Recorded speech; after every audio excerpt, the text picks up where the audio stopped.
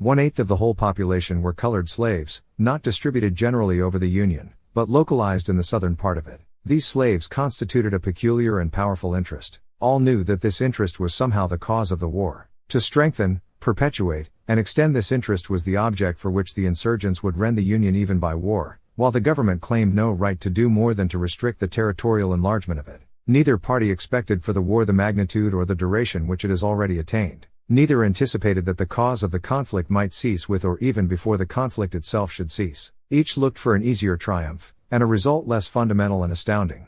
Both read the same Bible and pray to the same God, and each invokes his aid against the other. It may seem strange that any men should dare to ask a just God's assistance in wringing their bread from the sweat of other men's faces, but let us judge not, that we be not judged. The prayers of both could not be answered. That of neither has been answered fully. The Almighty has his own purposes. Woe unto the world because of offenses, for it must needs be that offenses come, but woe to that man by whom the offense cometh. And quod. If we shall suppose that American slavery is one of those offenses which, in the providence of God, must needs come, but which, having continued through his appointed time, he now wills to remove, and that he gives to both North and South this terrible war as the woe due to those by whom the offense came, shall we discern therein any departure from those divine attributes which the believers in a living God always ascribe to him? Fondly do we hope, fervently do we pray, that this mighty scourge of war may speedily pass away. Yet, if God wills that it continue until all the wealth piled by the bondsman's 250 years of unrequited toil shall be sunk, and until every drop of blood drawn with a lash shall be paid by another drawn with a sword,